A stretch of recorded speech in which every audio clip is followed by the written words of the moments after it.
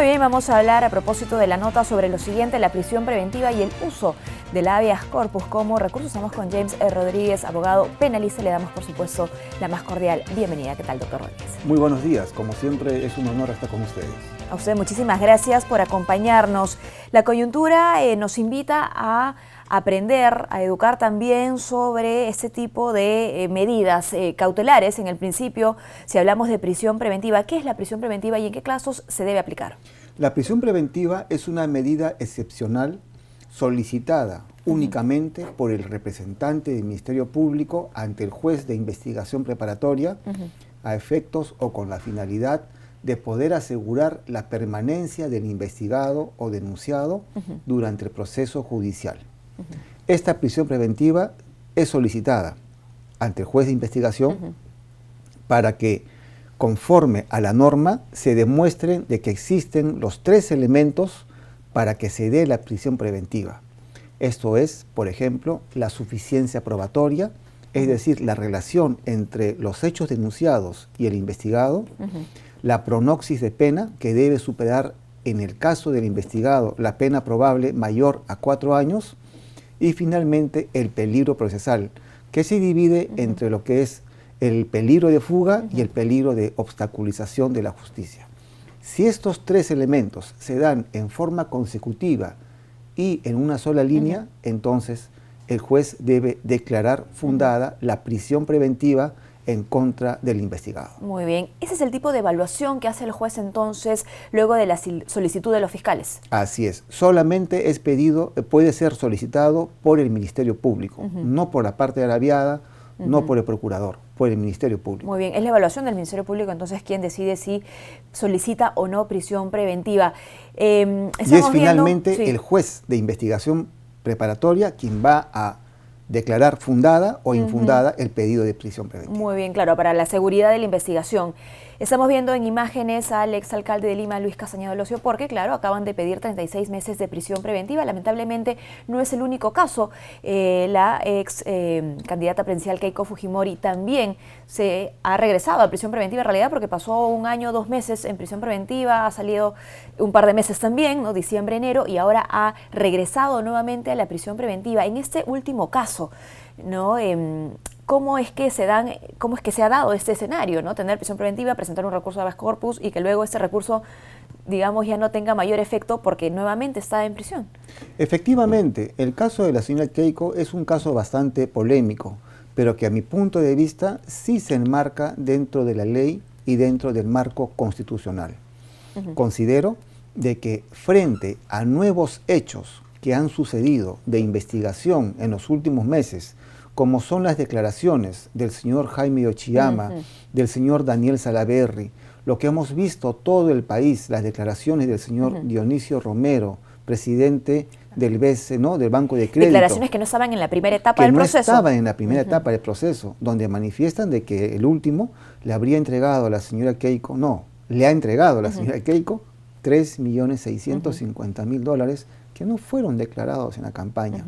Entonces, considero de que la posición de la defensa de la señora Keiko no nos dijo la verdad, porque ese dinero nunca fue declarado, entre otras cosas. Estos nuevos hechos ha traído como consecuencia que el Ministerio Público solicite nuevamente ante el Juzgado de Investigación Preparatoria este nuevo pedido de prisión preventiva. Ha durado muchos días, como todo el país lo ha visto. La defensa ha podido esgrimir sus fundamentos y argumentos de defensa, y la Fiscalía, asimismo, algo más de 170 elementos de convicción.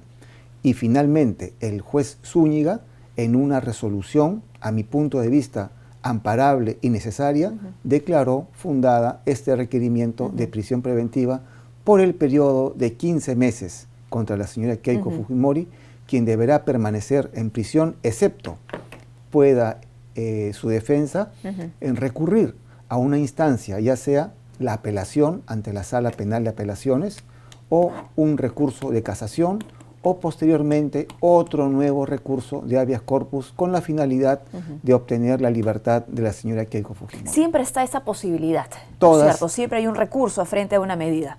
toda decisión judicial es revisable por una segunda instancia de acuerdo a la Constitución. Muy bien. Ahora, durante la primera etapa de prisión preventiva de la señora Keiko Fujimori, como bien dijo nuestro invitado, aparecieron nuevas evidencias, declaraciones, información que no se tenía en la primera parte investigatoria, preparatoria, ¿no?, de la Fiscalía o de los fiscales que tienen a cargo este caso. En esta segunda etapa, en esos nuevos 15 meses de prisión preventiva, ¿cuánta solidez va a necesitar el grupo de fiscales para finalmente hacer una acusación?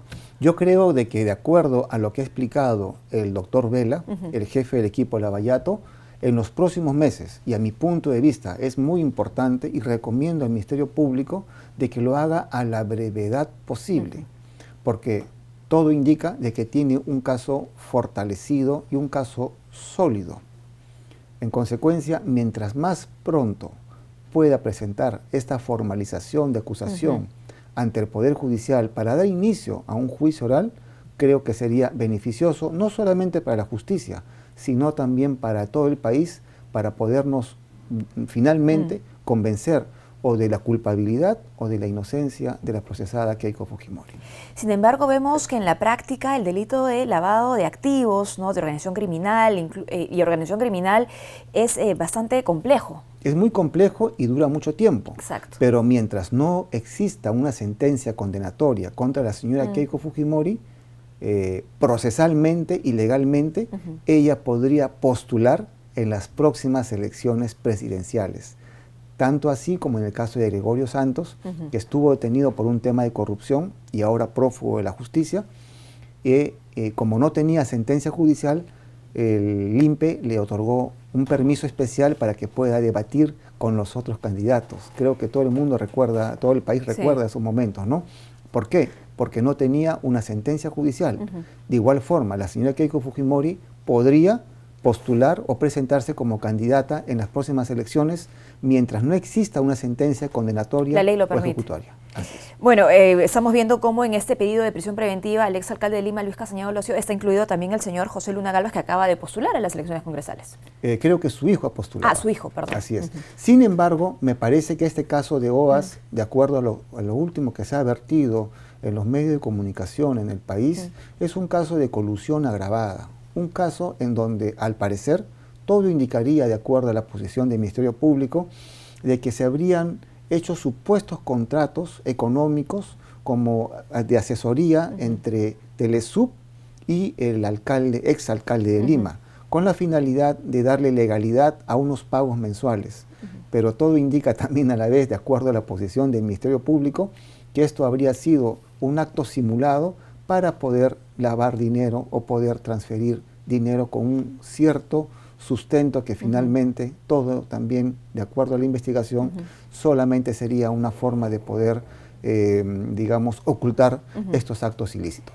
La justicia, como vemos, no puede ponerse en pausa. Sin embargo, algo que sí está en pausa o medianamente pausado es la reforma del sistema de justicia. ¿Cuánto ayudaría que el Parlamento entre de lleno a seguir con la reforma del Sistema Nacional de Justicia a este tipo de casos? Yo considero de que el equipo Lavallato está haciendo una buena labor.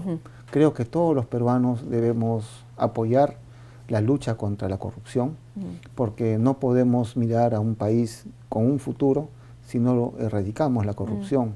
¿Qué país podríamos dejar a nuestros hijos si no erradicamos o no mejoramos esta perspectiva de la lucha contra la corrupción?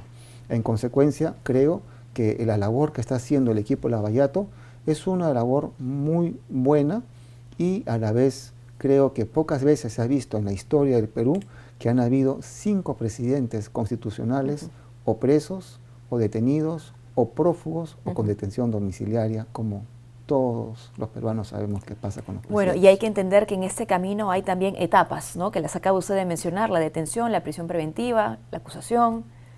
El juicio oral, en donde finalmente, esto es importante que el país sepa, de que no se le puede dar por sentenciada a una persona mientras dure el proceso judicial. Finalmente, en un proceso abierto, podrá la defensa argumentar sus medios probatorios y la Fiscalía sus medios de acusación. y es el Poder Judicial quien finalmente decidirá o la responsabilidad o la inocencia de las personas cuestionadas. Muy bien, sí, por ello le hacía la anotación sobre la reforma del sistema de justicia, ¿no? Porque no tiene que ver nada más con la selección de magistrados, ¿no? Sino también con el sistema en sí mismo, la gestión, la operatividad. Hay mucha expectativa en esta nueva Junta Nacional de Justicia. Sí. El país está a la espera de que se revisen las últimas digamos, nombramientos de jueces cuestionados, de jueces que se encuentran totalmente y altísimamente cuestionados, y a la vez la seguridad que los jueces que van a ser nombrados en forma posterior sean las personas idóneas, correctas, porque si no existe en nuestro país un sistema de justicia confiable, no puede avanzar el país en una paz social. Muy bien, muchísimas gracias. Como siempre, encantado. Doctor Rodríguez, por habernos acompañado.